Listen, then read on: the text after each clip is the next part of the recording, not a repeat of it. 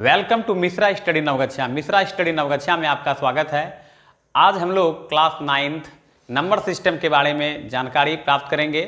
चूँकि मैंने आपको बताया था पिछले वीडियो में नंबर सिस्टम के बारे में बहुत सारी चीज़ों को मैंने बता दिया है और कुछ शेष पार्ट जो है नंबर सिस्टम से संबंधित उन्हीं चीज़ों को हम लोग आज डिस्कस करने वाले हैं इस वीडियो में। तो मैं आपको बता दूं एक बार कि क्लास 9th में जो है नंबर सिस्टम बहुत ही इंपॉर्टेंट चैप्टर है और यदि आप नंबर सिस्टम को ढंग से पढ़ लेते हैं तो फिर आपको प्रश्नावली 1.1 में कोई परेशानी नहीं होगी। कहने का तात्पर्य ये है कि एक्सरसाइज 1 जो है आप आसानी से सॉल्व कर सकते हैं। तो यहाँ पर आप देख रहे हैं कि क्लास 9th मैथ्स संख्या पद्धति जिसको हम लोग नंबर सिस्टम कहते हैं, तो इस चीज़ में जो है मैंने जो है आपको तमाम चीज़ों के बारे में बताया था। यदि आपने नहीं देखा है तो मेरे पिछले वीडियो में विजिट करके आप वो चीज़ देख सकते हैं। तो आज के वीडियो में हम लोग कुछ इंपॉर्टेंट जो नंबर सिस्टम के अंतर्गत आता है संख्या, उसी चीज़ों के बारे में डिस्कस करने वाले हैं। तो सबसे पहला आप यहाँ देख रहे हैं कि रूढ़ या अभाज्य संख्या, जिसको हम लोग प्राइम नंबर्स कहते हैं। क्या कहते हैं? प्राइम नंबर्स कहते हैं। तो प्राइम नंबर्स किसको कहा जाता है? सबसे पहला प्रश्न ये उठता है। तो देखिए, जिन संख्याओं में एक तथा स्वयं को छोड़कर किसी अन्य संख्या से भाग नहीं लगे, अर्थात ऐसा संख्या जिसमें एक को छोड़ करके किसी अन्य संख्या से भाग नहीं लगता हो, वही हमारा कहलाता है रूढ़ संख्या या फिर अभाज्य संख्या। आपको पूछ सकता है कि रूढ़ संख्या किसे कहते हैं, तो आपको दिमाग में रखना है कि रूढ़ संख्या यानी कि अभाज्य संख्या और अभाज्य संख्या किसे कहते हैं। तो इसका मतलब ये हुआ कि अभाज्य संख्या भी रूढ़ संख्या ही है और रूढ़ संख्या क्या है? अभाज्य संख्या है। तो दोनों तरीके से प्रश्न पूछा जा सकता है। इसलिए आप लोगों को यहाँ पर हमने लिखा परिभाषा के माध्यम से कि जिन संख्याओं में एक तथा स्वयं को छोड़कर किसी अन्य संख्या से भाग नहीं लगे उन्हें रूढ़ या अभाज्य संख्या कहते हैं। ठीक है। अब है कि एक अभाज्य संख्या नहीं है, ये आप दिमाग में सेट कर लीजिए कि एक जो है वह अभाज्य संख्या नहीं है, यानी कि प्राइम नंबर एक नहीं है। उसके बाद है अतः जो है हम कह सकते हैं कि सबसे छोटी अभाज्य संख्या, सबसे छोटी अभाज्य संख्या यदि आपसे पूछे तो आप लोग कहिएगा सबसे छोटी अभाज्य संख्या क्या है? तो ये आप देख रहे हैं कि 2 है और केवल 2 ही जो है सम अभाज्य यानी इवन प्राइम नंबर है, यानी कि 2 जो संख्या है यानी इवन प्राइम नंबर है, यानी कि सम अभाज्य संख्या है 2। ठीक है। तो एक जो है वह अभाज्य संख्या नहीं है। तो एक बार मैं इसको फिर से आपको मैं बता दूं कि रूढ़ या अभाज्य संख्याएं किसे कहते हैं, यानी कि प्राइम नंबर्स किसे कहा जाता है। तो जिन संख्याओं में एक को छोड़ करके अन्य किसी संख्या से भाग नहीं लगता हो उसे हम लोग रूढ़ संख्या या अभाज्य संख्या कहेंगे और एक जो है अभाज्य संख्या नहीं है। और सबसे छोटी अभाज्य संख्या यानी कि सम अभाज्य संख्या यदि आपसे पूछे तो आप कहिएगा सबसे छोटी सम अभाज्य संख्या जो है वो हमारा क्या है? 2 है। ठीक है। नेक्स्ट है कि सह अभाज्य संख्या। सह अभाज्य संख्या क्या होता है?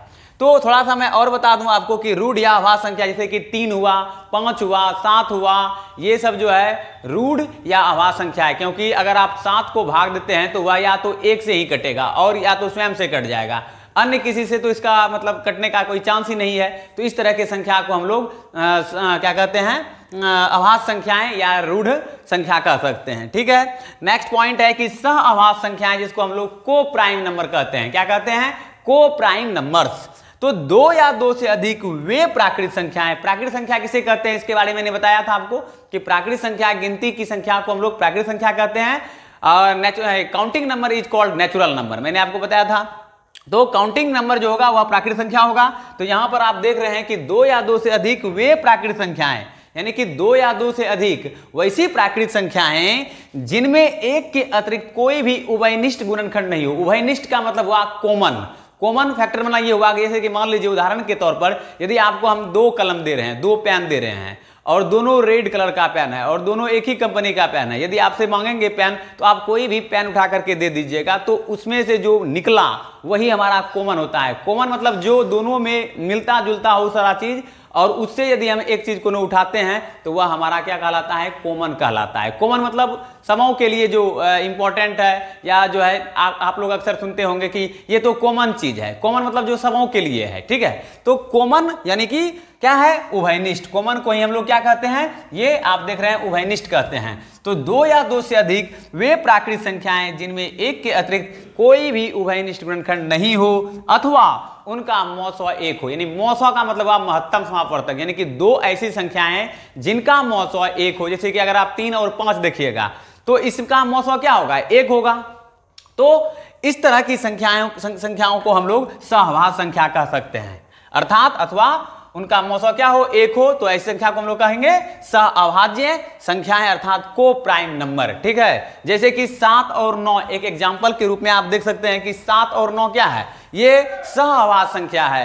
तो सहअभाज्य संख्या का मतलब हुआ कि 7 भी हमारा 1 से डिवाइड होगा और 9 भी हमारा 1 से ही डिवाइड होगा। और यदि इस दोनों का अगर हम मौसम देखें तो हमारा 1 आ जाता है। इस प्रकार हम कह सकते हैं कि 7 और 9 जो है वह हमारा सहअभाज्य संख्या है। नेक्स्ट पॉइंट है जुड़वां अभाज्य संख्या। जुड़वां अभाज्य संख्या को हम लोग कहते हैं ट्विन प्राइम नंबर्स। क्या कहते हैं, ट्विन प्राइम नंबर्स।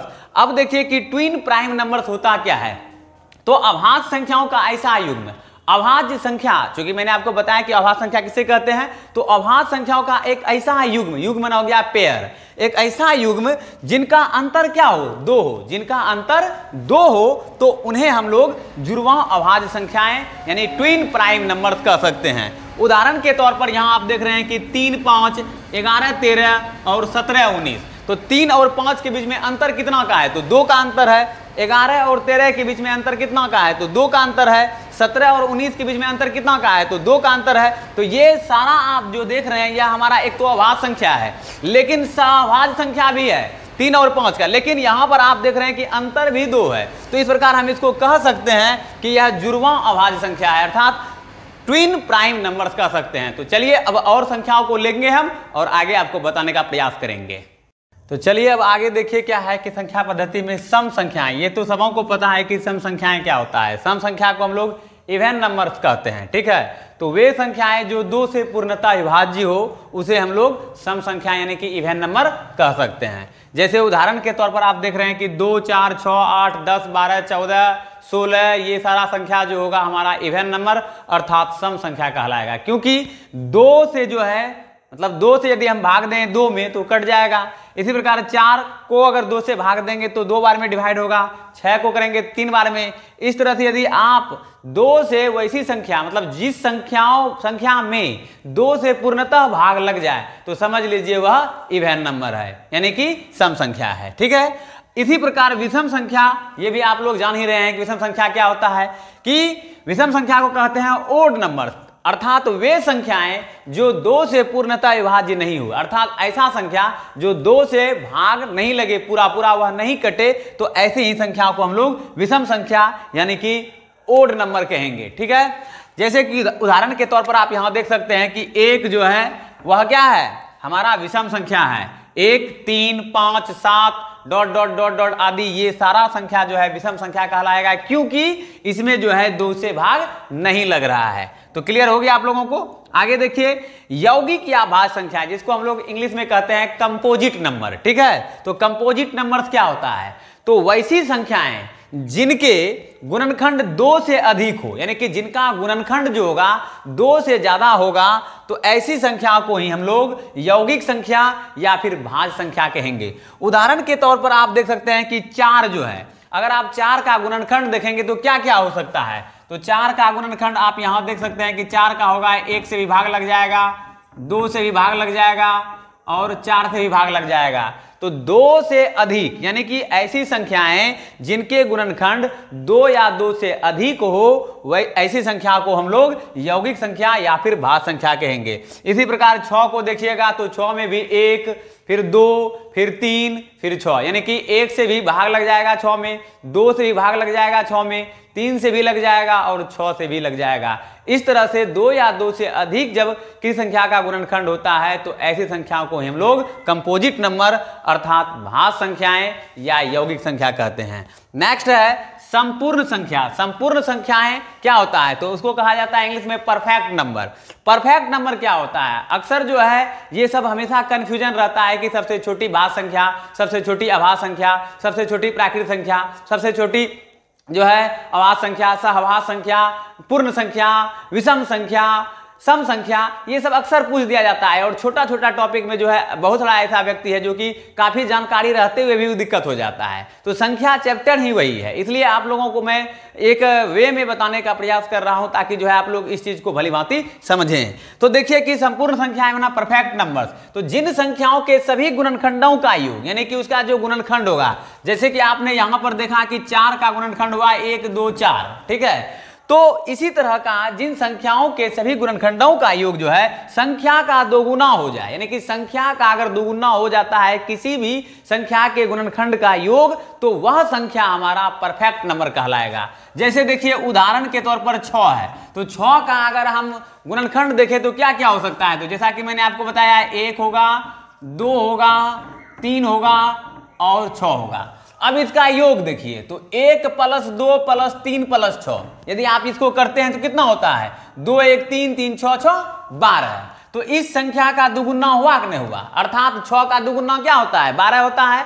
तो ये 6 जो है ये हमारा परफेक्ट नंबर है। इसी प्रकार यदि आप 28 को देखिएगा तो 28 का क्या क्या गुणनखंड हो सकता है, 1 हो गया, 2 हो गया, फिर उसके बाद आपका 4 हो गया, फिर 7 हो गया, फिर 28 हो गया, फिर 14 हो गया।